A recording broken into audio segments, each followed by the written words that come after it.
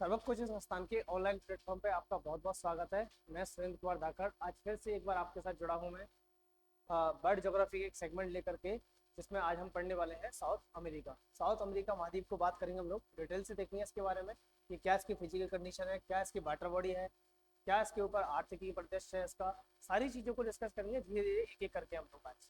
दोस्तों जैसे पिछली क्लासेस में हम लोग जुड़े हैं, पिछली क्लासेस में जैसे ओशिनिया महाद्वीप पढ़ा हम लोगों ने, उसके अकॉर्डिंग अगर बात करें तो मैं बार बार आपको कहता हूँ, पिछली बार क्लास में भी बोला था मैंने कि मेरे साथ साथ मैपिंग करते जाइए।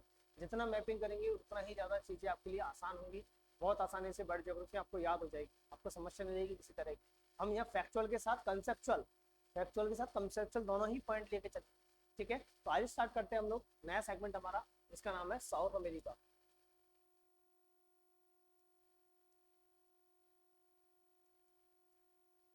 नया सेगमेंट कौन सा है हमारा? South America. South America continents की बात करते हैं आज हम। देखो साउथ अमेरिका कॉन्टिनेंट में जब तक मैं इसके भौतिक डिवीजन के बारे में या भौतिक चीज़ों के बारे में बात करूँ, उससे पहले थोड़ा सा पॉलिटिकल एस्पेक्ट देख लेते हैं। इसकी खोज कैसे हुई, कैसे ये पता चला सारी चीज़ों के बारे में, और उस खोज होने के बाद में इसके बारे में जब लोगों को पता चला तो किस तरह से यहाँ पे क्या क्या चेंजेस आए, क्या जनजातियों का प्रभाव रहा है यहाँ पे, उन सब चीज़ों को थोड़ा बेसिक सेगमेंट है जिसको हम लोग देख लेते हैं यहाँ पे। तो देखो बेसिक से स्टार्ट कर रहा हूँ, बिल्कुल जीरो से हम लोग। तो अगर बात करें हम लोग सबसे पहले कि साउथ अमेरिका की खोज की बात करें, तो देखो इस महाद्वीप की खोज की बात करें हम लोग, तो मैं ब्लैंक से स्टार्ट करता हूँ। इसकी जो खोज हुई है साउथ अमेरिका की, जो खोज हुई है, ये खोज हुई है 1492 ईस्वी में। कब हुई? 1492 ईस्वी में इसकी खोज हुई है। और इसका जो खोज करता है वो है कोलंबस। तो कौन है? कोलंबस है इसकी खोज करता। आपने सुना भी होगा कोलंबस द्वारा दक्षिण अमेरिकी महाद्वीप की क्या की गई, खोज की गई। आपने सुना होगा ना, निकला तो था इंडिया की खोज में, वो पूरी कहानी किससे पुरानी किताबों में पढ़े होंगे आपने। लेकिन पहुंच गया कहाँ पे? अमेरिका पहुंच गया था, सीधा सीधा अटलांटिक को क्रॉस करके पहुंच गया था। तो उस कहानी पे नहीं जाएंगे हम लोग। अभी देखना हमको कि कोलंबस द्वारा क्या की थी, 1992 में किसकी खोज की थी? साउथ अमेरिका महाद्वीप की खोज की गई थी। अब साउथ अमेरिका की महाद्वीप की खोज की थी कोलंबस ने, तो उस समय यहाँ के जो मूल निवासी है, उनको मूल निवासियों को इसने कहा था रेड इंडिया। मूल निवासियों को क्या नाम दिया था? रेड इंडियन बोला था। कि यहाँ के जो मूल निवासी हैं, साउथ अमेरिका के जो मूल निवासी हैं, वो क्या कहलाए? आपके रेड इंडियंस कहलाए वो सारे के सारे। अच्छा, कोलंबस ने खोज की, उससे बाद का सिनेरियो में थोड़ा बदलाव हुआ है, जिसकी बात थोड़ी देर बात करेंगे हम लोग। तो उससे पहले जब बात कर लेते हैं रेड इंडियंस की, जो यहाँ के मूल निवासी है। अच्छा, ये जो रेड इंडियंस है जो मूल रूप से निवास कर रहे हैं कहाँ पे? आपके साउथ अमेरिका के अंदर। तो साउथ अमेरिका के अंदर जी मूल निवासी जो रेड इंडियंस है, इन्हीं की ही कुछ प्रजातियां हैं जो मूल प्रजातियां हैं, जो साउथ अमेरिका के अलग अलग हिस्सों में क्या कर रही है? निवास कर रही है। अलग अलग हिस्सों में क्या कर रही है? निवास करते हुए वहाँ अलग अलग हिस्सों में रह रही है। वहाँ पे मैं सीधा कह रहा हूँ। तो रेड इंडियंस की क्या है? वो मूल प्रजातियां हैं। तो मैं कह सकता हूँ कि साउथ अमेरिका के अंदर रेड इंडियंस की कुछ मूल प्रजातियां क्या कर रही है? निवास कर रही है। और ये जो मूल प्रजातियां हैं, ये 4 भागों में बटी हुई है। पहली कौन सी है? पहली है अस्तेक। पहली मूल प्रजाति का नाम है इनकी का अस्तेक, जो किसकी है? रेड इंडियंस की मूल प्रजाति है अस्तेक, जो साउथ अमेरिका निवास करे। दूसरी है इसके बारे में, तो वो है माया। ये मूल प्रजाति है सारी की सारी। ये सारी प्रजातियां कैसी है? आपकी रेड इंडियंस की प्रजातियां हैं। अस्तेक, माया, उसके बाद में आपका चिप्चा,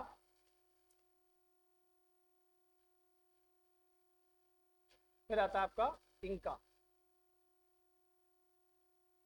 मतलब ये अस्तेक, माया, चिप्चा और इनका अलग अलग भागों में, साउथ अमेरिका के अलग अलग भागों में क्या कर रही है? निवास कर रही है। और सम्मिलित रूप से क्या कहला रही है? सबके सब रेड इंडियंस के नाम से जाने जा रहे हैं। अब जो अस्तेक प्रजाति है, अस्तेक जाति है ह्यूमंस की, वो अस्तेक जाति आपकी निवास करती है मैक्सिको वाले हिस्से में। अभी हम देखेंगे थोड़ी देर बाद में कि मैक्सिको वाला हिस्सा है कौन सा इसका। हाँ, निवास कर रही है मैक्सिको के अंदर। निवास करने वाली प्रजातियां कौन सी है? आपकी अस्तेक है। उसके अलावा होंडुरास एक देश है इसका, जो मध्य अमेरिका का है।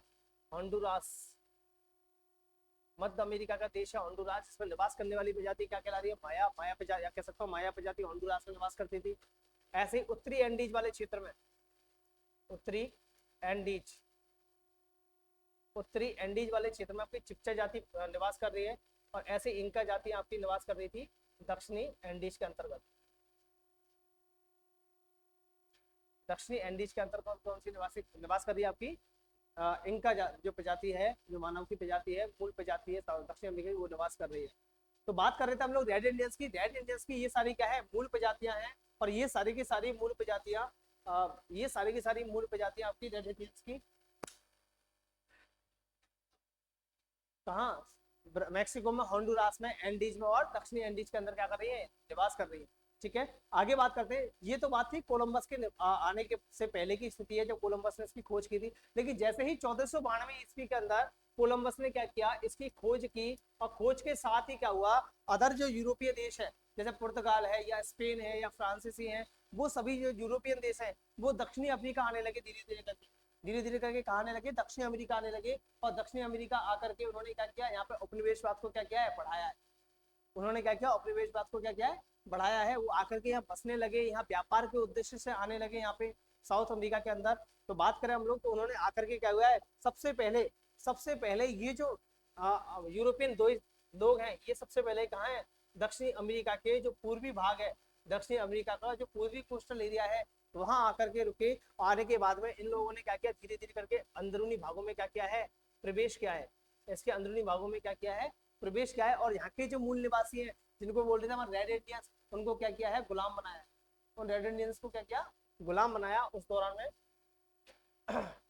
रेड इंडियंस को क्या कर लिया, गुलाम बनाया है। अब यहाँ के संसाधनों का दोहन कौन कर रहा है, यहाँ के साउथ अमेरिका के संसाधनों का दोहन कौन कर रहा है, इन संसाधनों का, जितने भी संसाधन उनका दोहन करने के लिए कौन है, यूरोपियन लोग हैं। लेकिन यूरोपियन लोगों ने जल्दी से जल्दी, ज्यादा से ज्यादा यहाँ के संसाधनों का दोहन करने के लिए क्या किया, कि यहाँ बाहर के जो दूसरे कॉन्टिनेंट्स है, दूसरे महाद्वीप है, वहां से भी श्रमिकों का क्या किया है, आयात किया है। वहां से भी श्रमिक लाएगी, ला करके यहाँ पे साउथ अमेरिका में बसाए गए, और ज्यादा से ज्यादा संसाधनों का क्या किया गया, दोहन किया गया। जब ज्यादा संसाधनों का दोहन किया इस क्षेत्र से, तो जिसके लिए उन्होंने क्या लेके आए थे वो लोग, वो लेके आए थे हमारे यहाँ पे बाहर के श्रमिक आयात किए उन्होंने। अब इन श्रमिकों का, इन यूरोपियन लोगों का, जो यहाँ की स्थानीय जनजातियां हैं, स्थानीय जो लोग हैं यहाँ के, जो रेड इंडियंस के नाम से जाने जा रहे हैं, या मूल प्रजाति में अस्तेक के नाम से जाने जा रहे हैं, या इनका की बात कर ले हम लोग, या चिप्चा की बात करें, या अस्तेक की बात करें, ये सबके सब क्या हुआ है, इनका सबका क्या हुआ, आपस में समन्वय हुआ है। समन्वय का क्या हुआ, मिक्सअप हुआ है, समन्वय हुआ है। और समन्वय के साथ में यहाँ पे वर्ण संकर प्रजातियों को क्या हुआ, उदय हुआ।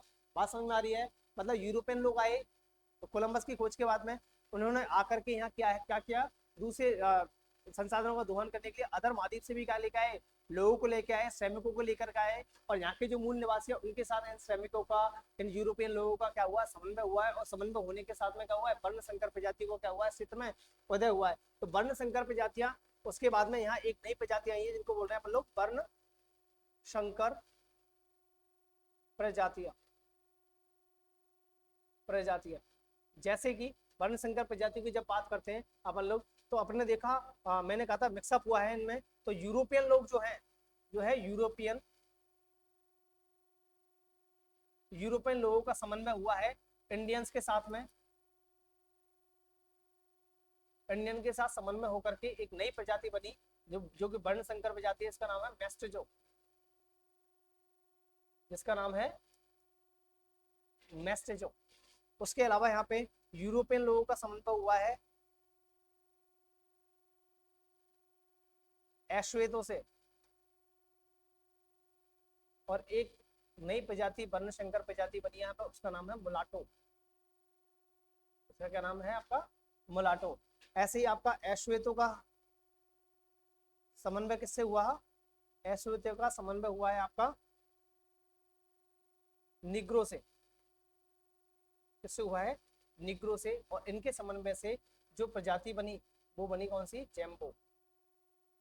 वो कौन सी बनी आपकी, जेम्बो बनी है। इन तीनों वर्ण संकर प्रजातियां जो कहाँ निवास कर रही हैं, साउथ अमेरिका के अंदर निवास कर रही हैं। इनमें सर्वाधिक संख्या किसकी है, आपकी मेस्टोजोस की। सर्वाधिक कौन से हैं आपके, मेस्टोजो ही आपके क्या है, सर्वाधिक है उसके अंतर्गत। तो वर्तमान में मैंने बताया आपको क्या परिप्रेक्ष्य में क्या चेंज आया है। तो चेंज आया है, यहाँ मूल प्रजातियां थी, फिर दोहन करने के लिए यहाँ पे क्या उपनिवेशवाद को बढ़ावा देने के लिए बढ़ाते हुए कहाँ कौन सा पहुंचे, यूरोपियन लोग पहुंचे। पहुंचने के बाद में वहां से बाहर के श्रमिक, अदर महाद्वीप के श्रमिक भी पहुंचे। उन सबका क्या हुआ, समन्वय हुआ, यहाँ की लोकल प्रजातियों के साथ मिक्सअप हुआ। और मिक्सअप होकर के यहाँ क्या हुआ है, यहाँ वर्ण संकर प्रजातियों को उदय हुआ है, जिसमें मेस्टजो, मुलाटो और जेम्बो ही प्रमुख है। ठीक है, इनमें से मेस्टजो की संख्या क्या है, सर्वाधिक है। सर्वाधिक संख्या किसकी, आपकी मेस्टजोस की संख्या सर्वाधिक है। आगे बात करते हैं इसके बारे में। अब मैंने आपको अभी थोड़ी देर पहले बताया था, यहाँ पे कौन आए, यूरोपियन लोग आए। अच्छा, जो यूरोपियन लोग हैं, जैसे यूरोपियन लोगों में अपन बात करें, यूरोपियन लोगों में कौन है, पुर्तगाली है। कौन है आपके, पुर्तगाली है, स्पेनिश है, आपके फ्रांसीसी है, तो इन सबकी जो भाषा है, इन यूरोपियन कंट्रीज की जो भाषा है वो कैसी भाषा भैया, वो उनकी भाषा है लैटिन। उनकी भाषा कैसी है, लैटिन है। और लैटिन भाषा होने के कारण से, इनकी भाषा लैटिन होने के कारण से इसको नाम दे दिया गया, इस महाद्वीप को लैटिन अमेरिका। इस महाद्वीप को क्या नाम दे दिया, इसे नाम दे दिया गया आपका लैटिन अमेरिका।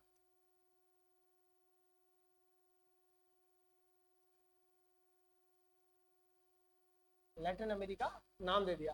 आज हालांकि वर्तमान संदर्भ में बात करें अपन लोग, हालांकि अपन वर्तमान संदर्भ में बात करें तो लैटिन अमेरिका के तहत सिर्फ दक्षिणी अफ्रीका ही नहीं, लैटिन अमेरिका के तहत दक्षिणी अमेरिका,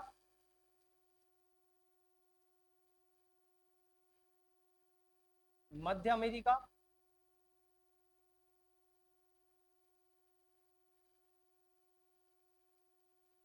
मैक्सिको,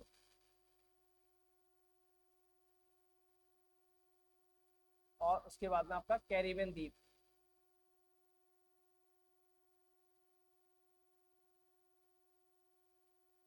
कैरिबियन द्वीप, इन सभी को क्या किया जाता है, लैटिन अमेरिका के अंतर्गत सम्मिलित किया जाता है। वर्तमान परिप्रेक्ष्य में लैटिन अमेरिका के तहत किसको सम्मिलित किया जाता है, दक्षिण अमेरिका, मध्य अमेरिका, मैक्सिको और कैरिबियन द्वीपों को। एक बार देख लें लोकेशन कहाँ है इनकी। इनकी अगर लोकेशन की बात करें अपन लोग, तो लोकेशन की बात करें, ये दक्षिण अमेरिका है, ये महाद्वीप कौन सा अपना दक्षिण अमेरिका है। ये वाला जो हिस्सा है ये मैक्सिको वाला हिस्सा है, ये वाला हिस्सा कौन सा है, मैक्सिको वाला हिस्सा है। ये आपके मध्य एशिया के देश सारे सारे, ये कैरिबियन द्वीप समूह है आपका। तो इन सबको क्या क्या बोलेंगे, यहाँ से लेकर के इस पूरे समूह को क्या बोल देंगे अपन लोग, लैटिन अमेरिका बोल देंगे। इस समूह को पूरे को क्या बोल देंगे हम लोग, लैटिन अमेरिका बोल देते हैं। उससे पहले मैंने बताया था जातियों की बात करें कि जातियां कहाँ निवास कर रही थी, जिसमें अस्तेक जाति निवास कर रही थी यहाँ पे। होंडुरास करके देश यहाँ पे आपका, होंडुरास पे जो निवास कर रही थी जनजाति यहाँ पे, वो थी आपकी कौन सी, माया। उसका उत्तरी एंडीज के अंतर्गत निवास करने वाली जो जनजाति थी, जो मेन मूल जाति है इसकी रेड इंडियंस की, उसका नाम था क्या, चिपचा। और दक्षिणी एंडीज के तहत जो जाति निवास कर रही थी, दक्षिणी एंडीज वाले हिस्से में जो जाति, वो है कौन सी, इंका। ये अलग अलग लोकेशन है जहाँ पे ये निवास कर रहे थे। ठीक है, आगे इसकी बात करेंगे हम लोग थोड़ा सा। तो ये थोड़ा सा बेसिक सेगमेंट था कि किस तरह से इसकी खोज की गई, और खोज के बाद में क्या क्या यहाँ की जनजातियों पर क्या प्रभाव पड़ा, यहाँ के लोगों का जीवन में क्या प्रभाव पड़ा, वो सारी चीजें हम लोगों ने देखी। अब बात करते हैं फिजिकल, इसकी धरातलीय स्थिति की बात करते हैं, धरातल स्वरूप की बात करते हैं। सबसे पहले अपन लिखते हैं इसकी स्थिति की बात करते हैं कि सबसे पहले देखें इसकी लोकेशन कहाँ है। अपन देखना चाहते हैं कि साउथ अमेरिका जो है, साउथ अमेरिका कहाँ है, इसकी लोकेशन कहाँ है, इसकी वाटर बॉडी की स्थिति कैसी है, उसको देखते हैं। जब हम बात करते हैं इसकी वाटर बॉडी की स्थिति की, तो हम देखते हैं इसके पश्चिमी हिस्से पे, दक्षिणी अमेरिका के पश्चिमी हिस्से पे एक समुद्र दिखेगा, महासागर दिखता है, जिसका नाम है प्रशांत महासागर, जिसका नाम है प्रशांत महासागर। दक्षिणी हिस्से पे कौन सा सागर है, इसके पे प्रशांत महासागर है। इसके पूर्वी हिस्से पे दूसरा सागर है, उसका नाम है आपका अटलांटिक।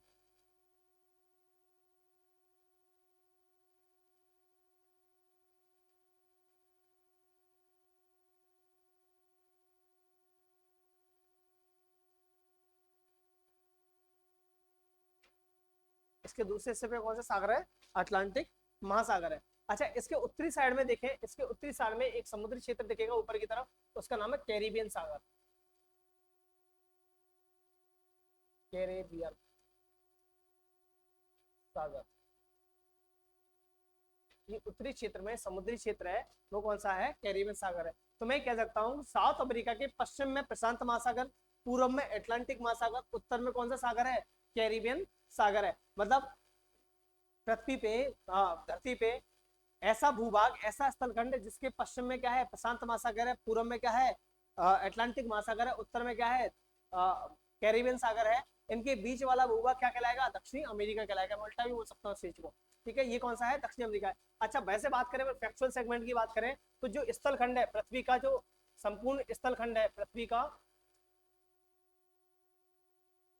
पृथ्वी के स्थलखंड का,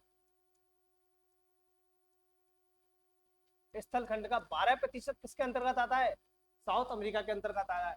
और ये विश्व में क्षेत्रफल के अकॉर्डिंग, विश्व में क्षेत्रफल के अकॉर्डिंग कौन से स्थान पे आता है, चौथे स्थान पर आता है, 4th नंबर पर आता है सभी महाद्वीपों में। सभी महाद्वीपों में कौन से स्थान पे आता है, चौथे स्थान पे आता है। पृथ्वी के संपूर्ण स्थल खंड का कितना प्रतिशत भाग है इसके पास में, 12% भाग है। अब इसकी स्थिति विस्तार की बात कर लेते हैं हम लोग, इसकी लोकेशन कैसी है, कहाँ तक ये विस्तारित है, कहाँ से कहाँ तक इसका विस्तार है, तो उसकी बात कर लेते हैं थोड़ा सा हम लोग। तो अपन लोग जब स्थिति विस्तार की बात करते हैं इसमें, तो इसमें देखना एक बार आप लोग, तो यहाँ ऊपर मिलेगा आपको कैरिबियन सागर तट, ये ऊपर क्या है, कैरिबियन सागर तट। कैरिबियन सागर तट से लेकर के दक्षिण में यहाँ पे एक आइलैंड मिलेगा आपको, छोटा सा यहाँ पे जगह मिलेगी, जिसका नाम है आइलैंड का, उसका नाम है टेरा डेल फ्यूगो, टेरा डेल फ्यूगो।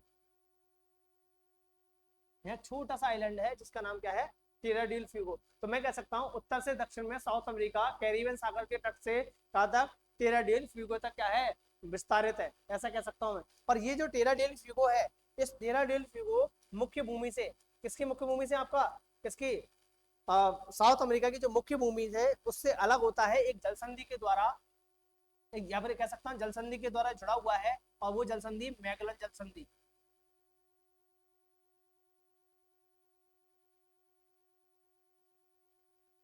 कौन सी जल संधि है वो, मैगलन जल संधि है। बात समझना मेरी को, मैं क्या कह रहा हूँ, इसका विस्तार कहाँ तक है, कैरिबियन सागर से लेकर के आपका टेरा डेल फ्यूगो तक ये विस्तारित है, जिसमें ये मैगलन जल संधि से क्या है, दक्षिण अमेरिका की मुख्य भूमि से क्या है, जुड़ा हुआ है। टेरा डेल फ्यूगो जो है वो मैगलन जल संधि के द्वारा क्या है, जुड़ा हुआ है, किससे, दक्षिण अमेरिका की मुख्य भूमि से। ठीक है, तो ये मैगलन जल संधि है, देखो एग्जाम पॉइंट ऑफ व्यू से जल संधि इंपॉर्टेंट है। और इस महाद्वीप की सबसे अच्छी बात यह है कि इसमें सबसे कम वाटर बॉडी है, सबसे कम जल संधि दिखेंगी इसमें। तो यहाँ बात करें मैगलन जल संधि है, क्वेश्चन आता है एग्जाम में कि मैगलन जल संधि किस किस को जोड़ती है, तो अपन कह सकते हैं कि प्रशांत महासागर को अटलांटिक महासागर से जोड़ने वाली संधि कौन सी है, जल संधि आपकी मैगलन जल संधि है, कह सकते हैं अपन लोग। ठीक है, दूसरा बात करें अपन लोग यहाँ उत्तरी पार्ट में बात करें तो यहाँ पे भी एक जल संधि आती है, यहाँ पे पनामा नहर को काट करके एक जल संधि बनाई गई है यहाँ पे, तो उसका नाम है पनामा, पनामा जल संधि। यहाँ की बात करेंगे इसकी, पनामा जल संधि की। तो मैं कह सकता हूँ कि नॉर्थ अमेरिका और साउथ अमेरिका दोनों किन से जल संधि से जुड़े हुए हैं, पनामा जल संधि से। अगर पूछा जाए वाटर बॉडी के बारे में पूछा जाए कि पनामा जल संधि किन किन सागरीय क्षेत्रों को जोड़ती है, तो कह सकते हैं हम लोग, इधर कौन सा है, प्रशांत महासागर, इधर कौन सा आपका कैरिबियन सागर। तो प्रशांत महासागर को कैरिबियन सागर से कौन सी जल संधि जोड़ती है, आपकी पनामा जल संधि जोड़ती है। नॉर्थ अमेरिका को साउथ अमेरिका से अलग करने वाली है, जोड़ने वाली जल संधि कौन सी आपकी, तो भी पनामा जल संधि है। ऐसे आपका प्रशांत महासागर से लेकर अटलांटिक महासागर को जोड़ने वाली जल संधि कौन सी आपकी, मैगलन जल संधि है। ये याद रखिएगा आप लोग वाटर बॉडी के अंतर्गत, ये याद रखना आपको। इसके अलावा कुछ आइलैंड्स दिखेंगे आपको यहाँ पे, इसके अलावा क्या दिखेंगे, कुछ आइलैंड्स दिखेंगे यहाँ पे, इस क्षेत्र के अंदर कुछ क्या है, आइलैंड्स हैं। जैसे कि एक आइलैंड ये है इसके पास में, इस आइलैंड का नाम है फॉकलैंड, इस आइलैंड का नाम क्या है, फॉकलैंड। फॉकलैंड आइलैंड है, वर्तमान में ये यूके के प्रशासनिक अधिकार में, वर्तमान में किसके अधिकार क्षेत्र में आता है, यूके के प्रशासनिक अधिकार क्षेत्र में आता है। इसके अलावा यहाँ पे एक और आइलैंड दिख रहा होगा आपको, ये वाला हिस्सा, और ये इसका नाम है गालपागोस, गालपागोस। ये बहुत इंपॉर्टेंट है भाई, इसको ध्यान रखिएगा आप लोग। गालपागोस आइलैंड है जो कि कहाँ है, दक्षिण अमेरिका के तहत ही आता है। और ये गालपागोस जो आइलैंड है, ये आपने सुना होगा ऑलिव रिडले टर्टल, ये कछुआ है, विशाल का कछुआ है, उसकी प्रजनन स्थल ये, इसकी बात करेंगे हम लोग आगे। उसके अलावा और भी यहाँ आइलैंड्स दिखते हैं हमको, तो यहाँ नीचे की तरफ चिली के पास में एक आइलैंड दिखेगा, कुछ भी बना लेते हैं हम लोग सिम्बलिक, ये है चिलीपन, इस आइलैंड का क्या नाम है, चिलीपन। और इसके नीचे एक और आइलैंड दिख जाता है कोई भी हमारा, और उसका नाम है ईस्टर द्वीप, ईस्टर द्वीप। इनको भी ध्यान रखिएगा आप लोग। मतलब इसके तहत दक्षिण अमेरिका के तहत जब वाटर बॉडी की बात करते हैं तो इन आइलैंड्स को छोड़ नहीं सकते हम लोग, गालपागोस, उसको फॉकलैंड, चिलीपन और ईस्टर द्वीप, ये आइलैंड्स पे अपने को मेजर करने हैं इसके अंतर्गत। ठीक है, उसके अलावा बात करें इसकी स्थिति विस्तार की, बात करें तो हम लोग स्थिति की बात हो गई। उसके अलावा हम देखें तो इसके अंतर्गत से इससे होकर के एक रेखा गुजरती है जिसका नाम है क्या, भूमध्य रेखा, विषुवत रेखा। क्या नाम है, भूमध्य रेखा या विषुवत रेखा, इसके बीचों बीच से इसके मध्य भाग से होकर के गुजरती है। और ध्यान रखिएगा ये एग्जाम पॉइंट ऑफ व्यू से भी इंपॉर्टेंट है थोड़ा सा। जो विषुवत रेखा है ये इक्वाडोर, कोलंबिया और आपके ब्राजील से होकर के गुजरती है। 0 डिग्री, जो 0 डिग्री अक्षांश रेखा है, जो भूमध्य रेखा है, वो कहाँ से गुजरती है, आपके इक्वाडोर, कोलंबिया और ब्राजील से होकर के। और नीचे इसके नीचे की तरफ से एक और रेखा गुजरती है, जो कौन सी आपकी, चिली के यहाँ से मकर रेखा गुजरती है आपकी, वो निकलती है आपकी चिली से, आपका अर्जेंटीना से, उसके अलावा पराग्वे से और ब्राजील से होकर के निकलती है। ये कौन सी रेखा है आपकी, 23.5 डिग्री साउथर्न अक्षांश रेखा। ये कौन सी रेखा है आपकी, 23.5 डिग्री साउथर्न अक्षांश रेखा। तो मैं ये कह सकता हूँ कि साउथ अमेरिका का जो मैक्सिमम हिस्सा है, मतलब साउथ अमेरिका का 2/3% भाग है, साउथ अमेरिका का 2/3 जो भाग है वो किसमें, दक्षिणी वृत्त के अंदर स्थित है, भूमध्य रेखा के नीचे स्थित है। मैं ये कह सकता हूँ दक्षिणी गोलार्ध के अंदर स्थित है। ये भी कह सकता हूँ मतलब साउथ अमेरिका का 75% एरिया या 2/3 भाग किसके अंतर्गत स्थित है, दक्षिणी वृत्त के अंतर्गत स्थित है। और ये दोनों रेखाओं की लोकेशन से इसलिए भी इंपॉर्टेंट हो जाती है हमारे लिए कि जब हम क्लाइमेट की बात करेंगे ना, तो क्लाइमेट के अंदर बहुत बड़ा रोल प्ले करेगी। इसमें क्लाइमेट में बहुत सारी वेरिएशन मिलेंगे, 7-8 प्रकार के क्लाइमेट पढ़ेंगे इस कॉन्टिनेंट पे हम लोग। तो क्लाइमेट के अंदर ये इन दोनों रेखाएं ही आपको क्या डिफाइन करेंगी, आपको इनकी लोकेशन पता होगी तभी बता पाओगे आप पवनों की दिशाओं के बारे में। तो ये क्लाइमेट में बहुत बड़ा रोल प्ले करने वाली है, तो याद रखेगा आप लोग। विश्व रेखा इक्वाडोर, कोलंबिया और ब्राजील से होकर गुजरती है। इधर चिली और अर्जेंटीना, पराग्वे और ब्राजील से होकर गुजरी आपकी वैसी मकर रेखा गुजरती है। अच्छा, एक बात मैं आपको बताना भूल गया था, वापस ये रिकॉल कर देता आपको कि जब यहाँ यूरोपियन कंट्री आई, जब यहाँ पे कौन सी कंट्री आई, जैसे पिछली स्लाइड पे देखते हैं हम लोग, जब यहाँ यूरोपियन कंट्री आई उनका मिक्सअप हुआ, समन्वय हुआ, ये लैटिन अमेरिका का, लैटिन वासी होने के कारण लैटिन अमेरिका कहलाया। तो उस समय लैटिन अमेरिका तो कहलाएगा, लेकिन एक चीज हुई कि 19वीं सदी के अंदर क्या हुआ, उपनिवेशवाद का क्या होता है, अंत होता है। ये भी उपनिवेश बन गया था उस समय, तो उपनिवेशवाद का अंत हुआ 19वीं सदी में। 19वीं सदी में जब उपनिवेशवाद का अंत हुआ, तो उस समय यहाँ के देश का हुए एक साथ आजाद हुए। आजाद होकर के इसके तहत साउथ अमेरिका के तहत 14 देश शामिल किए गए। कितने देश शामिल किए गए, 14 देशों को शामिल किया गया साउथ अमेरिका के तहत, और 14 देशों को शामिल किया गया। इनमें सबसे बड़ा जो देश था वो था, सबसे बड़ा देश कौन सा था, ब्राजील। क्षेत्रफल के हिसाब से साउथ अमेरिका का सबसे बड़ा देश, सबसे बड़ा देश कौन सा था, ब्राजील। और सबसे छोटा जो देश है, इसका सबसे छोटा देश है वो नीचे की तरफ है, यहाँ पे, यहाँ नीचे की तरफ है, इसका नाम है मालवीना।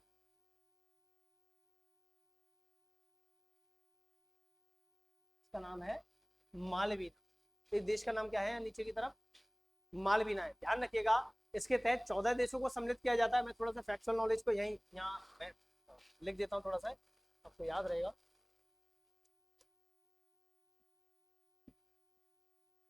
साउथ अमेरिका के तहत सम्मिलित देश, शामिल देश,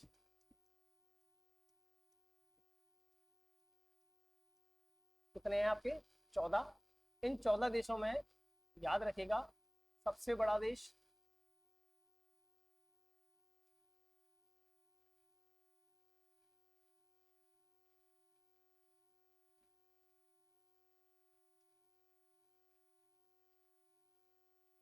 इन 14 देशों में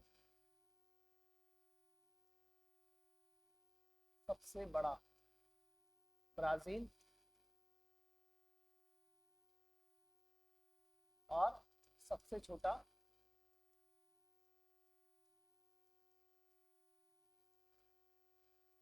मालवीना। ये याद रखिएगा इन नामों को, इन दोनों नामों को आप क्या करोगे, याद रखोगे। इसके तहत कितने देश शामिल किए गए, 14 देश शामिल किए गए, नाम लिखे हुए मैप में आपको दिख रहा है। उसके अलावा इसमें सबसे बड़ा ब्राजील, सबसे छोटा कौन सा है, मालवीना। अब बात करते हैं इसकी फिजिकल कंडीशन, अब बात करते हैं इसके धरातलीय स्वरूप की। ये पूरी होगी क्या, इसकी वाटर बॉडी होगी। वाटर बॉडी के बारे में हमने सारी बात कर ली है, कैसे कैसे, अगर इसमें विषुवत रेखा की बात करें, भूमध्य रेखा की बात करें, कौन कौन से देशों से होकर गुजर रही है, वो बात कर चुके। अब बात करते हैं इसकी फिजिकल कंडीशन की। वाटर बॉडी होने के बाद फिजिकल्स की बात कर लेते हैं कि कहाँ कहाँ पे इस पे क्या क्या उच्चावच दिखाई दे रहे हैं हमारे लिए, उन उच्चावच की बात कर लेते हैं हम लोग। तो उच्चावच की जब बात करते हैं हम लोग, तो उच्चावच की बात करते हैं, भौतिक स्वरूप की बात करते हैं इसके की। तो यहाँ एक ब्लैंक स्लाइड से मैं थोड़ा समझा देता हूँ आपको पहले। जब उच्चावच की बात करते हैं साउथ अमेरिका का, तो धरातलीय स्वरूप के आधार पर इसको 4 पार्टों में डिवाइड करते हैं। धरातलीय स्वरूप के आधार पर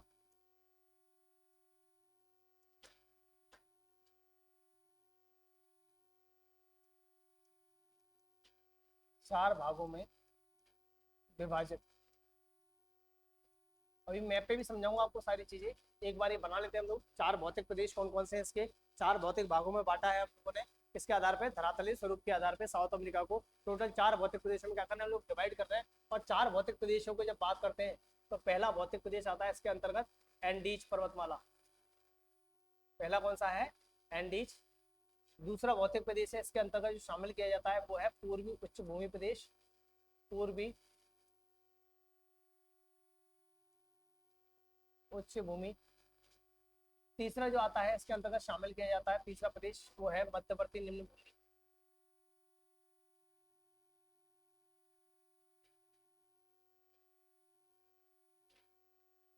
मध्यवर्ती निम्न भूमि। और चौथा जो उसका डिवीजन आता है, चौथा भौतिक प्रदेश है, वो है तटवर्ती मैदान।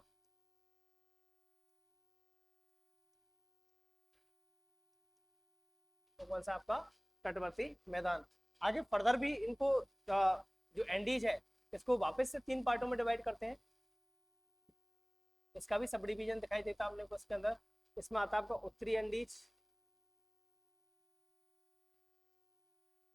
मध्य एंडीज,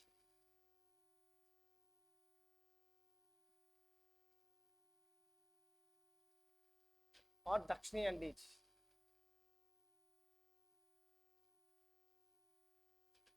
ऐसे पूर्वी उच्च भूमि प्रदेश को भी 3 भागों में डिवाइड करते हैं हम लोग। इसके अंतर्गत आएगा आपका, कलर चेंज कर लेते थोड़ा सा अपन। इसके अंदर पूर्वी उच्च भूमि, गोवाना उच्च भूमि प्रदेश,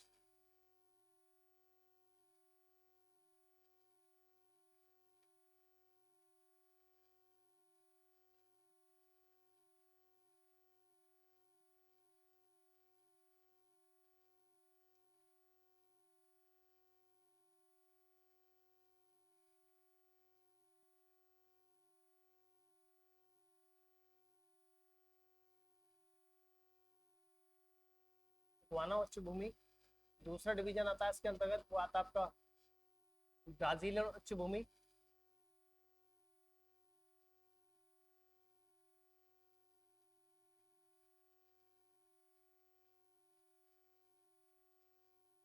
तीसरा डिवीजन आएगा इसके अंतर्गत, वो आएगा पेंटागोनिया का पठार।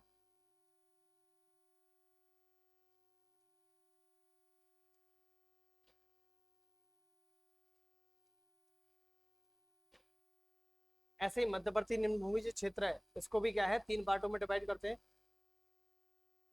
इसको भी 3 भागों में बांट सकते हैं हम लोग। पहला डिवीजन है इसका मध्यवर्ती निम्न भूमि का, ओरिनिको बेसिन।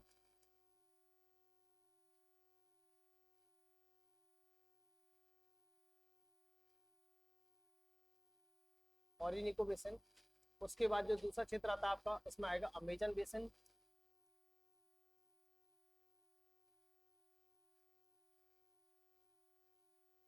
अगला डिवीजन आता है आपका ओरिनिको अमेजन, और उसके बाद आता है पराना पराग्वे, पराना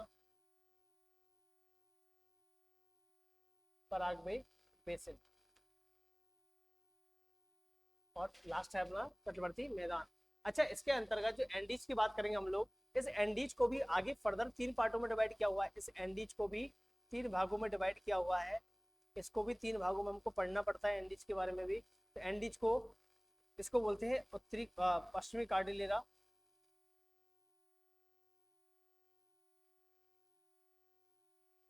इसको भी 3 भागों में डिवाइड है। पश्चिमी कार्डिलेरा,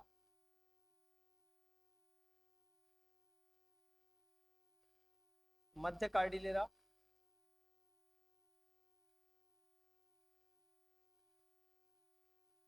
और दक्षिणी, सॉरी पश्चिमी के बाद पूर्वी कार्डिलेरा। बात समझ में आ रही है। मैं सिर्फ इतना सा कहना चाह रहा हूँ आपको कि हमने क्या किया है, जब इसका फिजिकल पढ़ने गए हम लोग, भौतिक स्वरूप को पढ़ने गए हम लोग साउथ अमेरिका को, तो धरातलीय स्वरूप के आधार पर इसको 4 भागों में डिवाइड किया है। पहला है एंडीज, दूसरा है पूर्वी उच्च भूमि क्षेत्र, तीसरा है मध्यवर्ती निम्न भूमि क्षेत्र, और चौथा है तटवर्ती मैदान। एंडीज प्रदेश को आप लोग को उत्तरी एंडीज में, मध्य एंडीज में, दक्षिणी एंडीज में डिवाइड करके पढ़ेंगे हम लोग। ऐसे पूर्वी उच्च भूमि क्षेत्र को हम लोग गुआना उच्च भूमि क्षेत्र, ब्राजीलियन उच्च भूमि क्षेत्र, पेंटागोनिया का पठार के रूप में पढ़ेंगे हम लोग। मध्यवर्ती निम्न भूमि को ओरिनिको बेसिन, अमेजन बेसिन और पराना बेसिन के रूप में पढ़ेंगे। ऐसे ही जब उत्तरी एंडीज पढ़ेंगे तो इसको भी 3 पार्टों में डिवाइड करेंगे अपन लोग। पश्चिमी कार्डिलेरा, मध्य कार्डिलेरा और पूर्वी कार्डिलेरा में डिवाइड करके इसको पढ़ेंगे हम लोग। ठीक है, इस तरह से हमको पढ़ना है। स्टडी करने का तरीका क्या है कि हमको इस तरह से इसको भौतिक डिवीजन करना है। तो भौतिक धरातलीय स्वरूप के आधार पर, भौतिक स्वरूप के आधार पर अपन कह सकते हैं कि इसको 4 भागों में बांटा है। एक एंडीज है, एक कौन सा है पूर्वी उच्च भूमि क्षेत्र, तीसरा कौन सा है मध्यवर्ती निम्न भूमि, और चौथा कौन सा आपका तटवर्ती मैदान है। अब इसके बारे में थोड़ा सा देख लेते हैं हम क्या स्थिति है, इसकी स्थिति के बारे में जान लेते हैं। अपन एंडीज की बात कर रहे थे, तो एंडीज किसको कह रहे हैं हम, बात कर लेते हैं एंडीज किसको कह रहे हैं हम, पहले बात करें तो देखो एंडीज का देखते हैं हम लोग। आपको दिख रहा होगा यहाँ, ये कौन सा ओशन है, प्रशांत महासागर है। ये कौन सा ओशन आपका, प्रशांत महासागर है। तो प्रशांत महासागर के, सुन रहे हो, प्रशांत महासागर के समानांतर कहाँ, यहाँ कौन सा है आपका कैरिबियन सागर का तट। यहाँ कौन सा सागर है, कैरिबियन सागर है। कैरिबियन सागर के तट से लेकर के नीचे दक्षिण में एक जगह है और उस जगह का नाम है केप हॉर्न। यहाँ कैरिबियन सागर का तट है, प्रशांत महासागर के समानांतर दक्षिणी अमेरिका के पश्चिमी हिस्से पे यहाँ एक स्थान है, जगह है जिसका नाम है Cape Horn. Cape Horn, Cape Horn स्थान है, ठीक है। यहाँ तक विस्तारित क्या है आपकी एंडीज है, यहाँ तक क्या विस्तारित है आपकी एंडीज है। मतलब मैं कह सकता हूँ कैरिबियन सागर के तट से लेकर के, मैं थोड़ा सा बनाऊं ड्रॉ करूं इसको,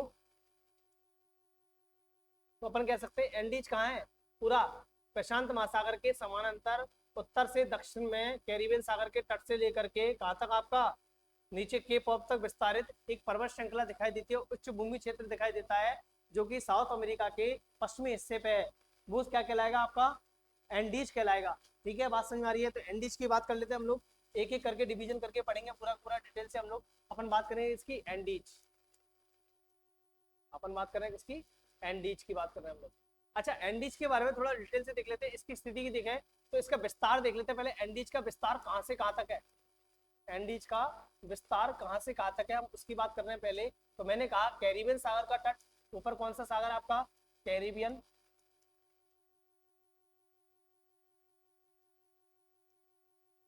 सागर, तट से लेकर कहां पर केप हॉर्न तक, केप हॉर्न तक प्रशांत महासागर के समानांतर, ऐसा भी कह सकते हैं हम लोग, प्रशांत महासागर के समानांतर विस्तारित। ये क्या है, पूरी एंडीज है। ये लोकेशन दिख रही है आपको, ये कहां से कहां तक है, कैरिबियन सागर के तट से केप हॉर्न तक प्रशांत महासागर के समानांतर जो विस्तारित श्रृंखला दिख रही है, जो पश्चिमी तट पे स्थित है साउथ अमेरिका के पे, वही क्या है आपकी एंडीज है। बात समझ में आ रही है? वही क्या है आपकी एंडीज है। अच्छा, ये जो एंडीज है, ये एंडीज जो पर्वतमाला है, ये एंडीज जो पर्वतमाला है, इसको स्थानीय भाषा में, इसको स्थानीय भाषा में इसको बोलते हैं कार्डिलेरा। इसको क्या बोलते हैं स्थानीय भाषा में? कार्डिलेरा बोलते हैं।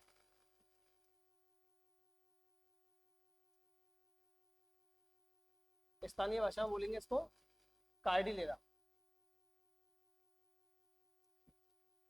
और कार्डिलेरा जो शब्द है, ये जो शब्द है, ये शब्द स्पेनिश है। ये शब्द कैसा है? स्पेनिश है। पहले ही बताया था मैंने आपको, स्पेनिश लोग आए थे यहाँ पे, लैटिन लोग हैं, स्पेनिश शब्द है। और इसका अर्थ जो होता है, इसका क्या है, इसका अर्थ होता है, इसका अर्थ होता है श्रृंखला। इसका अर्थ क्या है भैया? इसका अर्थ होता है श्रृंखला। मतलब स्थानीय भाषा में एंडीज को क्या बोलेंगे? कार्डिलेरा बोलेंगे। और कार्डिलेरा बोलने के साथ ही ये कौन सा वर्ड है? स्पेनिश वर्ड है, जिसका मतलब क्या होता है? श्रृंखला होता है। अर्थात मैं कह सकता हूँ, ये भी कह सकता हूँ आपको कि एंडीज जो है वो क्या है? एक श्रृंखला है, जो कि क्या है? विश्व की सबसे लंबी पर्वत श्रृंखला, जो कैसी है? विश्व की सबसे लंबी पर्वत श्रृंखला, सबसे लंबी पर्वत श्रृंखला, जो कि विश्व की कैसी है? सबसे लंबी पर्वत श्रृंखला है। और उसके अलावा दूसरा क्या है?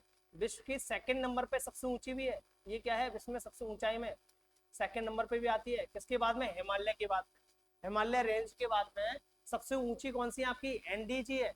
सबसे ऊंची कौन सी है? एंडीज है। जबकि लंबाई में बात करें अपन लोग, तो विश्व की सबसे लंबी पर्वत श्रृंखला कौन सी है आपकी? कौन सी आपकी? एंडीज ही है। विश्व की सबसे लंबी पर्वत श्रृंखला कौन सी है? एंडीज है। इसकी लंबाई की अगर बात करें, इसकी लंबाई है लगभग कितना? 7200 किलोमीटर। इसकी लंबाई है उत्तर से दक्षिण में कितनी है? Total 7200 kilometre. और इसकी चौड़ाई की अगर बात करें, तो इसकी चौड़ाई लगभग आती है 160 से लेकर के लगभग 600 किलोमीटर तक ये क्या है? चौड़ी है। कहीं कहीं पे कुछ भाग इसके 160 मीटर तक चौड़े हैं, कहीं कहीं पे ये मैक्सिमम कितना है? 600 किलोमीटर तक चौड़ी दिखाई देती है। और एवरेज हाइट की बात करें, इसकी एवरेज ऊंचाई की बात करें हम लोग, तो एवरेज हाइट भी इसकी कितनी है? 6000 मीटर है। एवरेज हाइट भी कितनी है? 6000 मीटर है। अच्छा, ये तो फैक्चुअल इन्फॉर्मेशन हो गई इसकी एंडीज के बारे में। ये क्या हो गई? फैक्चुअल इन्फॉर्मेशन है एंडीज के बारे में। लेकिन मैं डिस्कस करना चाहता हूँ, थोड़ा सा हम डिस्कस करेंगे इसके निर्माण के संदर्भ में। इसका निर्माण हुआ कैसे? एंडीज बनी कैसे? यहाँ पे एंडीज का निर्माण किस तरह से हुआ, उसकी बात कर लेते हैं हम लोग थोड़ा सा। तो याद रखिएगा, आपने सुना होगा एक टाइम पीरियड था मेसोजोइक काल। एक टाइम पीरियड कौन सा है? जब एंडीज के निर्माण की बात करते हैं हम लोग, यही लिख देता हूँ मैं थोड़ा। नोट्स पैटर्न में आपके लिए निर्माण की बात करते हैं तो मेसोजोइक काल में, मेसोजोइक काल, मेसोजोइक काल टाइम इरा है। टाइम इरा में अपन बात करें मेसोजोइक काल, लगभग जो टाइम पीरियड आता है इसमें लगभग 200 मिलियन ईयर्स पहले का टाइम पीरियड है। 200 मिलियंस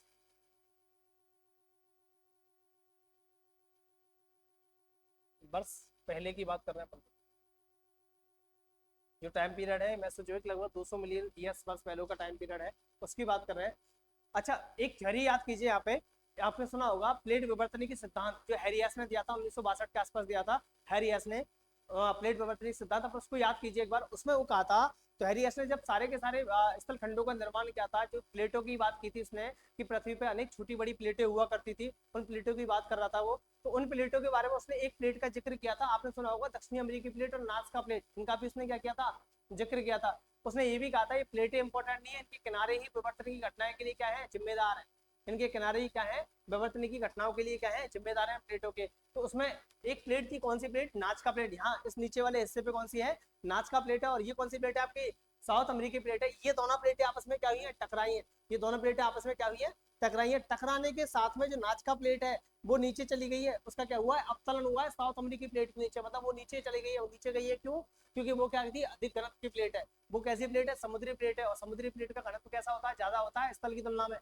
ठीक है, तो बात कर रहे हैं हम लोग नाज़का प्लेट कैसी है, समुद्री प्लेट है, जिसका घनत्व कैसा है, ज्यादा है। वो किसके नीचे अपतलित हो गई, नीचे किसकी चली गई है, किसके नीचे गई, वो साउथ अमेरिकी प्लेट के अंदर नीचे गई, नीचे अपतलन हुआ उसका साउथ अमेरिकी प्लेट के। और ये जो किनारा वाला हिस्सा है ये ऊपर की तरफ क्या हुआ, टकराया, टकराकर ये हिस्सा क्या हुआ, नीचे जाने की वजह से ये हिस्सा क्या हुआ, ऊपर की तरफ उठा है। ये वाला इस तरह से आप हाथ देख रहे हो मेरा, ऐसे पता चल रहा होगा कि ये दोनों टकराई, टकरा के ये प्लेट भारी थी, ये नीचे गई है, और ये प्लेट ऊपर की तरफ क्या हुआ, इसका उत्थान हुआ है इस तरह से। ठीक है, इस तरह से इस प्लेट का क्या हुआ, उत्थान हुआ है। अपतलन किसका हुआ है, नाज़का प्लेट का अपतलन हुआ है इसके नीचे, और उसी के कारण से क्या बनी है आपकी, एंडीज बनी है। अच्छा, बाद में ये प्लेट क्या हुई है, पश्चिम की ओर विस्थापित हुई है। ये जो स्थल खंड है ये कहाँ विस्थापित हुआ है, प्लेट संचरण के कारण से ये क्या हुआ है, नीचे तापीय सम्मेलनी चक्र, सॉरी तापीय सम्मेलनी जो तरंगे चल रही है उनका जो चक्रीय क्रम चल रहा है, उसकी वजह से ये प्लेटें कहाँ चल रही है, लेफ्ट साइड में मूव हुई है, मतलब पश्चिमी तरफ हिस्से में मूव हुई है। और मूव होने के कारण से इस क्षेत्र पर जो फ्रिक्शंस है उसकी वजह से क्या हुआ है, इसमें बलन पड़ा है, इसके अंदर क्या हुआ है, बलन पड़ा है इसके अंतर्गत। तो इस प्रक्रिया के द्वारा किसका निर्माण हुआ है आपका, साउथ अमेरिका का के ऊपर एंडीज का निर्माण हुआ है आपका इस प्रक्रिया के थ्रू। ठीक है, तो अपन लिख लेते हैं नोट्स पैटर्न में इसको। तो निर्माण की बात करें तो निर्माण में अपन एक लाइन याद रखिएगा आपको, मेसोजोइक काल में हुआ है। उसके अलावा मैं लिख दूं दक्षिणी अमेरिकी,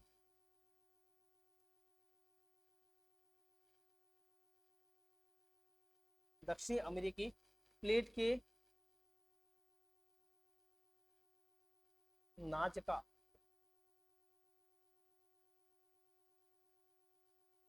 प्लेट से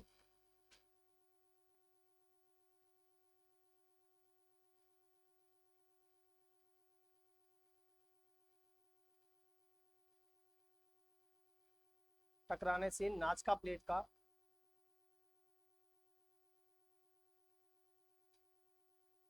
साउथ अमेरिकी प्लेट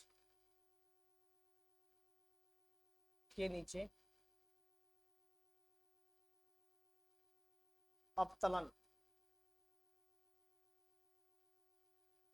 अपतलन हुआ, जिससे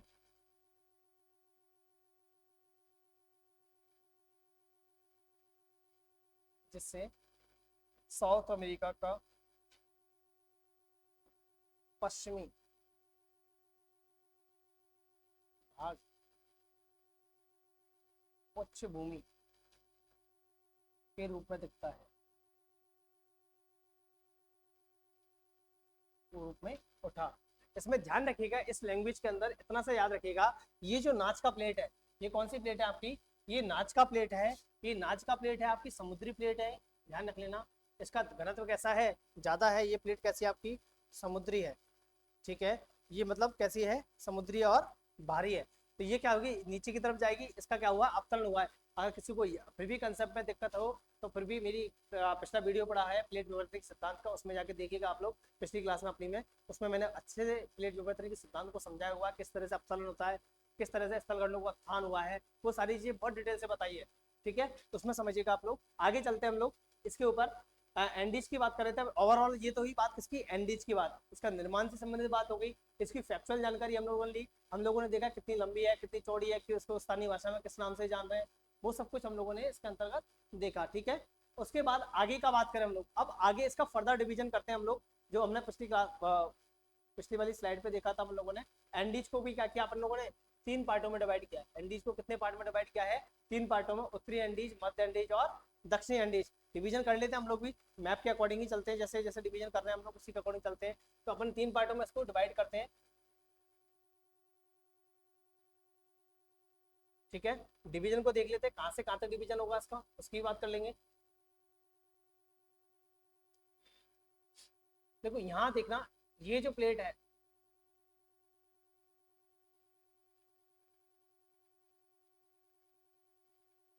इस तरह से ये प्लेट कहाँ तक आपको ऊपर से लेकर के पूरा दिखेगा आपको इस तरह से। ठीक है, ये आपको दिख रहा होगा, यहाँ पे एक द्वीप है, कौन सा, त्रिनिदाद।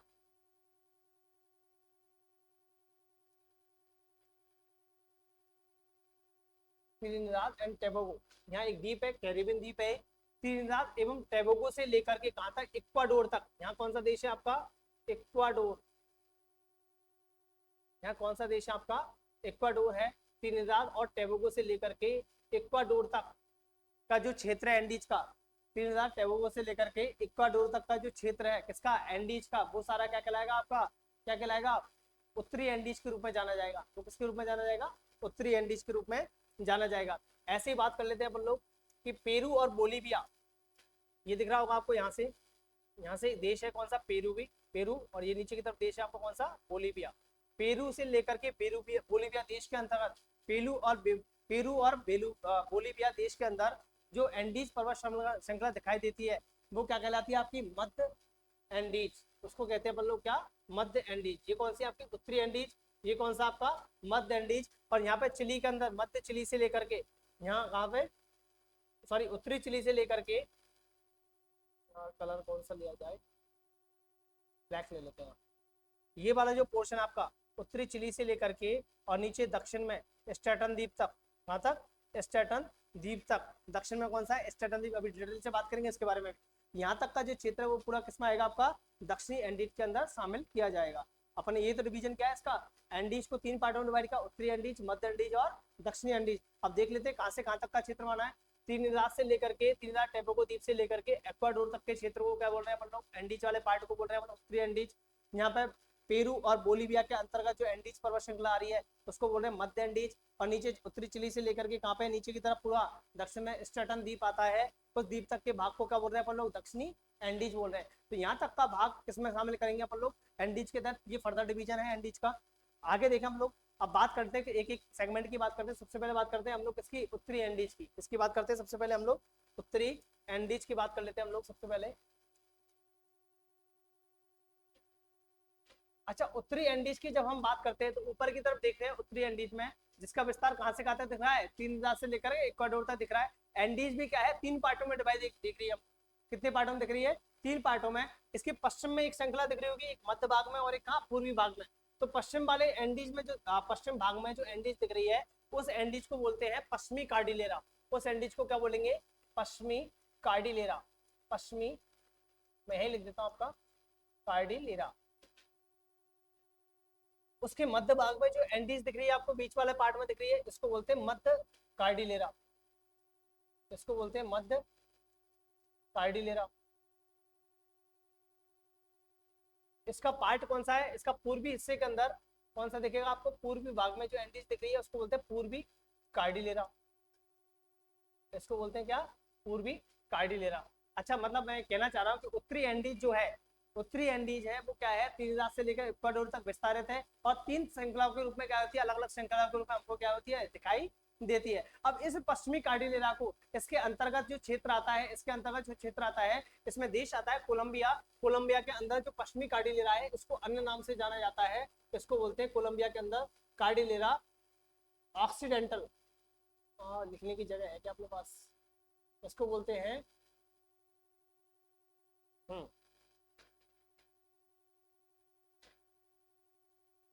शिफ्ट कर लेते हैं आप लोग।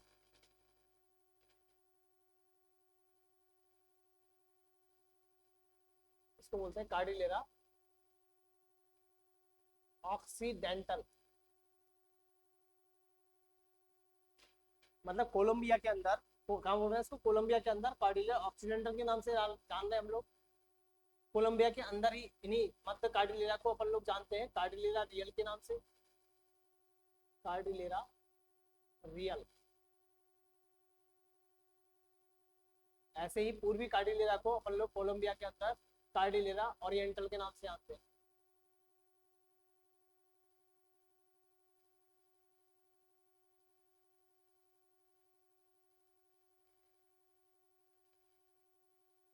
कार्डिलेरा ओरिएंटल के नाम से जानते हैं। वापस पिछली स्लाइड पे भी देख लेते हैं थोड़ा सा हम लोग क्या स्थिति है यहाँ पे, यही लिख देता हूँ मैं, शायद बेटर तरीके से समझ में आ जाएगा आपको। मैंने बताया था उत्तरी एंडीज को 3 पार्ट में डिवाइड किया, पश्चिमी कार्डिलेरा, मध्य कार्डिलेरा, पूर्वी कार्डिलेरा। अच्छा, इस पश्चिमी कार्डिलेरा को ही नाम दिया था अपने Cordillera, Cordillera occidental, Cordillera occidental, इसको बोला था कार्डिलेरा रियल, इसे बोला था कार्डिलेरा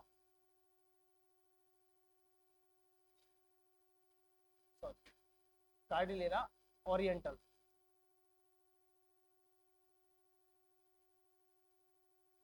और कार्डिलेरा ओरिएंटल, और इनको तीनों को पश्चिमी कार्डिलेरा, मध्य कार्डिलेरा, पूर्वी कार्डिलेरा को इन नामों से जानते हैं कौन से देश के अंदर, कोलंबिया के अंदर। इसके अंदर जानते हैं हम लोग कोलंबिया के अंदर इसको इस नाम से जाना जाता है। और इन तीनों श्रृंखलाओं के अंतर्गत अगर बात करें हम लोग, इन तीनों श्रृंखलाओं की बात करें तो इन तीनों श्रृंखलाओं के अंतर्गत याद रखिएगा कार्डिलेरा रियल जो है, जो मध्य वाला हिस्सा है, वही क्या है, सबसे ऊंचा है। कार्डिलेरा रियल क्या है, सबसे ऊंचा है, जिसका मध्य भाग क्या है, सबसे अधिक ऊंचा है। और इस कार्डिलेरा रियल के अंतर्गत इसका जो सर्वोच्च शिखर है, कार्डिलेरा रियल के अंतर्गत इसका जो सर्वोच्च शिखर है,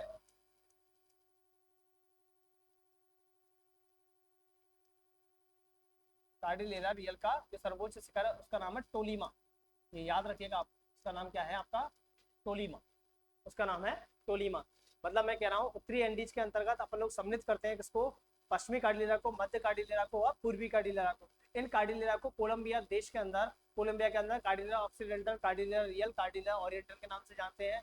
जिसमें सबसे ऊंची, इन तीनों में भी सबसे ऊंची कौन सी आपकी ऊंचाई में, मध्य कार्डिलेरा या कार्डिलेरा रियल सबसे ज्यादा अधिक ऊंचाई की है। और अधिक ऊंचाई की होने के कारण इसके अंतर्गत ही कौन सी है, इसका सर्वोच्च शिखर कौन सा है, टोलीमा स्थित है यहाँ पे। याद रखिएगा इसका नाम को। आगे बात करें इसी क्षेत्र के, इसी के अंदर बात करें हम लोग,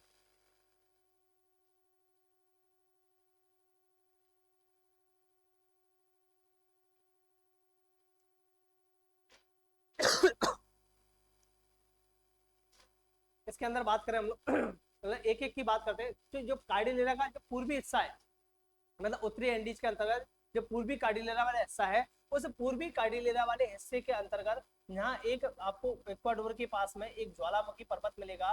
और इस पर्वत का नाम है, मैं यही लिख दूंगा इस पर्वत का नाम, इसका नाम है कोटोपैक्सी, कोटोपैक्सी। यहाँ क्या है, इसका नाम कोटोपैक्सी है, जो कि क्या है, विश्व का सबसे अधिक ऊंचाई पे स्थित सक्रिय ज्वालामुखी है। विश्व का सर्वाधिक ऊंचाई पे स्थित क्या है, सक्रिय ज्वालामुखी, इसका नाम क्या है, कोटोपैक्सी है। ये भी क्या पड़ता है, इक्वाडोर के पास पड़ता है। इसी के पास में, यही इक्वाडोर के पास ही यहाँ पे पूर्वी कार्डिलेरा के अंतर्गत यहाँ पे एक और पर्वत चोटी मिलेगी ऊंची, इसमें कुआम्बे। कौन सी मिलेगी आपको, कुआम्बे। एक बार यहाँ भी मैं मेंशन कर देता हूँ इस चीज को, आपका पूर्वी कार्डिलेरा के अंतर्गत यहाँ पे आपको पर्वत चोटी कौन सी मिल रही है, कोटोपैक्सी मिल रही है, कोटोपैक्सी मिल रही है। ठीक है, जो कैसा है, सबसे ऊंचा, विश्व का सबसे ऊंचा सक्रिय ज्वालामुखी है।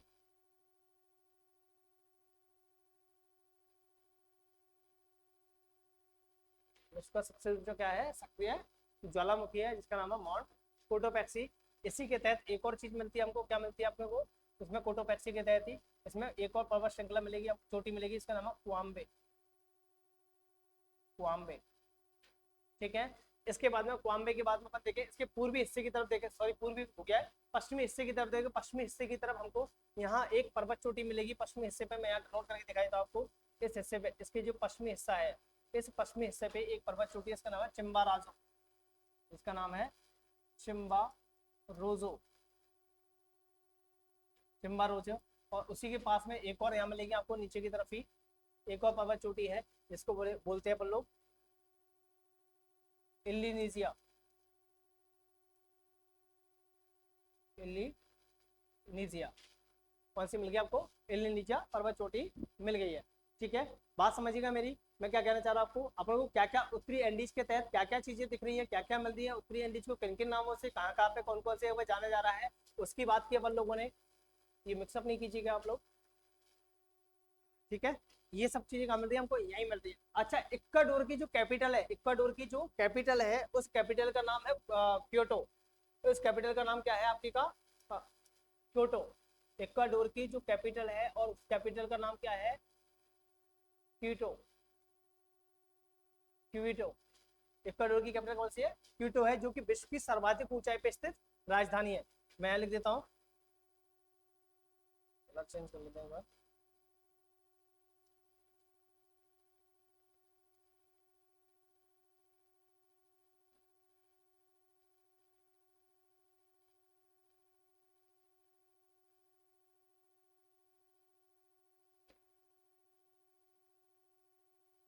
विश्व की सर्वाधिक ऊंचाई पर स्थित राजधानी। क्योटो क्या है? विश्व की सर्वाधिक ऊंचाई पर स्थित राजधानी, जो किसकी राजधानी है?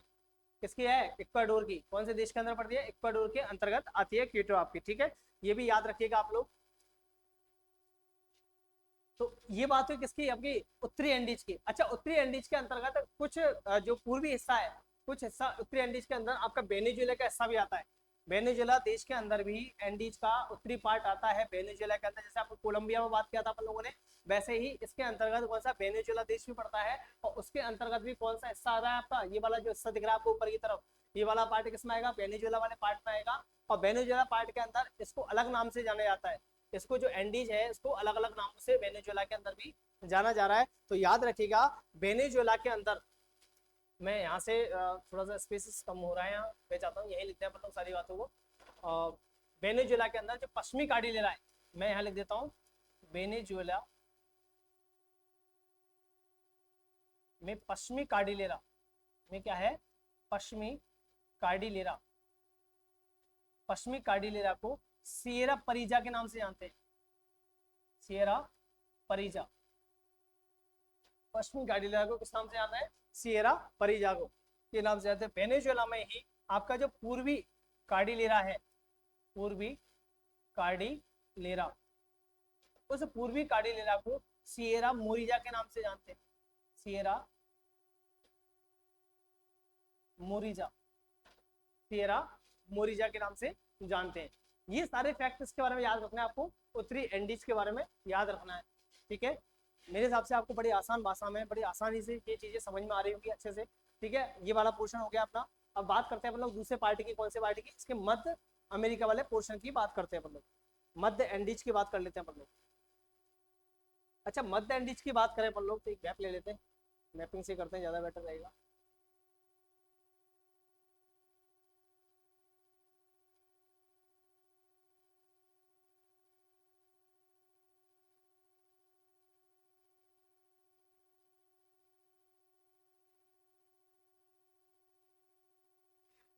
क्लियर करना पड़ेगा मुझे।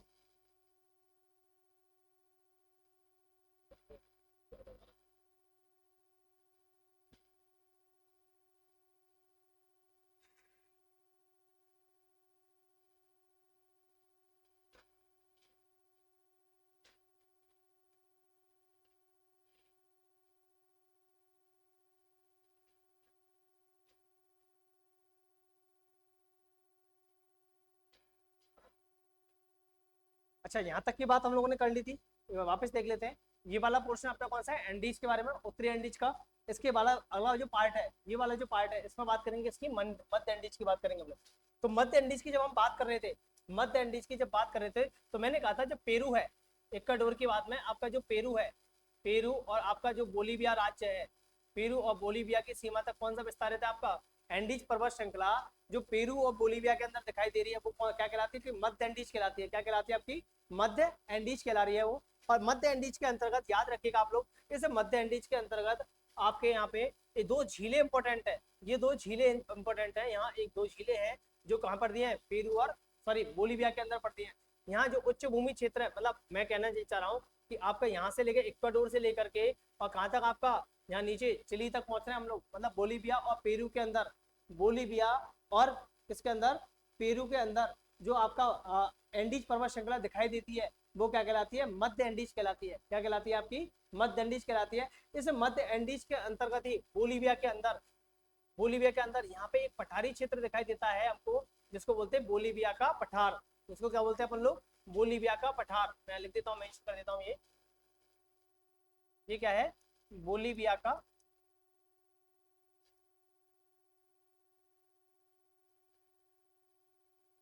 बोलीविया का पठार। अब इस बोलीविया के पठार पे ही आपको दो झीलें मिलेंगी। तो पहली झील है यहाँ पे कौन सी? उसका नाम है टीटीकाका। एक झील है यहाँ पे टीटीकाका, और ये जो झील है टीटीकाका ये मीठे पानी की झील है, मीठे पानी की झील है। और कैसी है? सर्वाधिक ऊंचाई पे स्थित,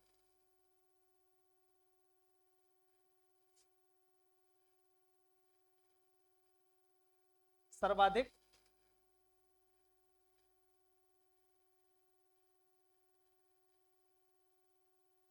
ऊंचाई पर स्थित, सर्वाधिक ऊंचाई पर स्थित नौकागम्य झील है।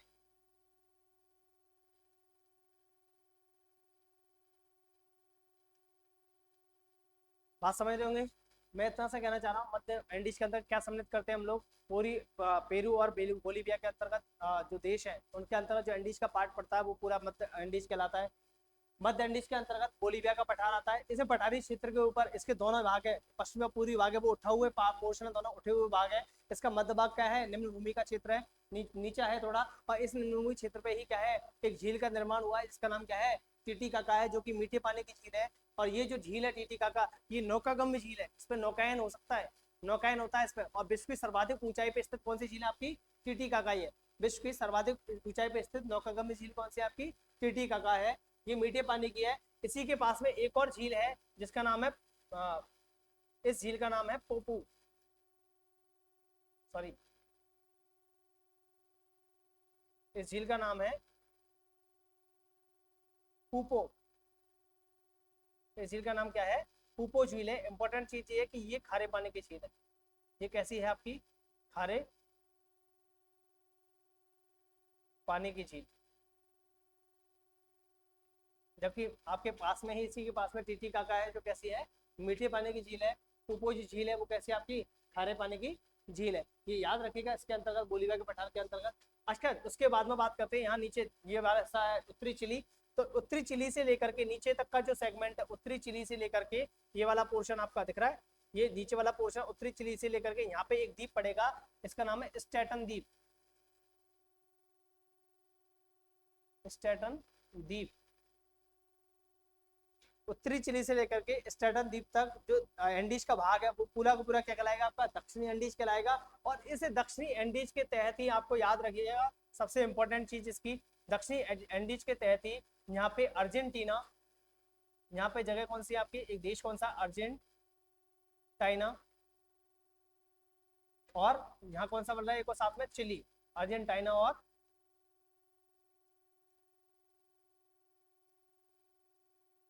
अर्जेंटीना और चिली, इन दोनों की बाउंड्री पे आपको मिलेगा एक पर्वत चोटी मिलेगी जिसका नाम है माउंट, जिस पर्वत चोटी का नाम है माउंट एकांकागुआ। इस पर्वत चोटी का नाम क्या है? माउंट एकांकागुआ। तो माउंट एकांकागुआ की लोकेशन कहाँ है आपकी? दक्षिणी एंडीज के तहत आती है, जो अर्जेंटीना और चिली की सीमा में पड़ता है। और माउंट एकांकागुआ क्या है? जो क्या है आपका? एंडीज और साथ में साउथ अमेरिका का सर्वोच्च शिखर है।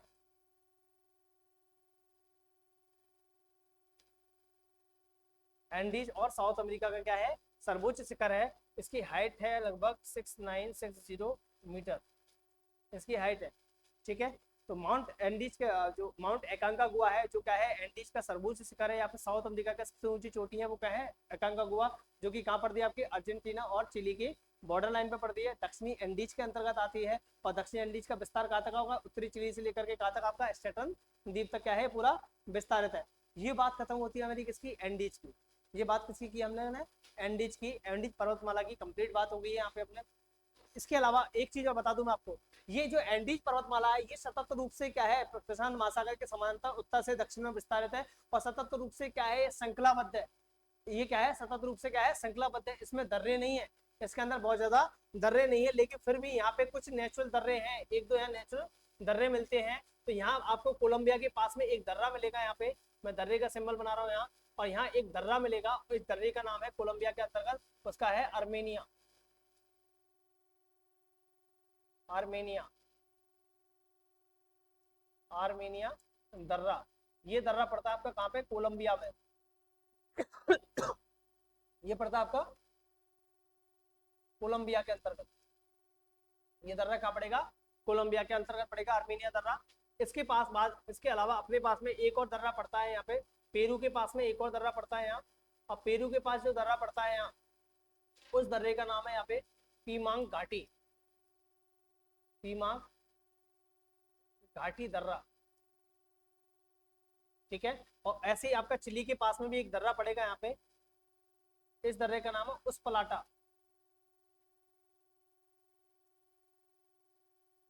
जो पड़ता है आपका कौन सा, लगभग उत्तरी चिली के अंदर पड़ता है। मैं लिख देता हूँ यहाँ पे उत्तरी चिली,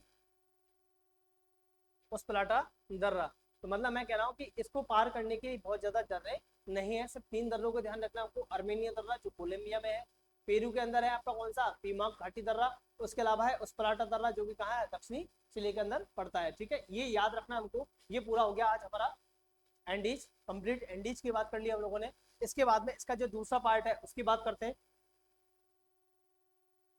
उसके बाद इसके अगले पार्ट की बात कर लेते हैं हम लोग। और इसका अगला पार्ट है पूर्वी उच्च भूमि क्षेत्र। इसका अगला पार्ट कौन सा है, पूर्वी उच्च भूमि क्षेत्र, जिसके अंतर्गत पढ़ना हमको गुआना उच्च भूमि क्षेत्र, ब्राजीलियन उच्च भूमि क्षेत्र और पेंटागोनिया का पठारी क्षेत्र, ठीक है। अभी इस पार्ट को देख लेते हैं, पूर्वी उच्च भूमि क्षेत्र की बात कर लेते हैं हम।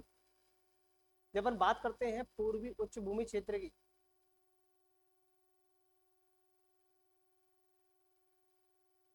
आपस से मैप लेना होगा हमको।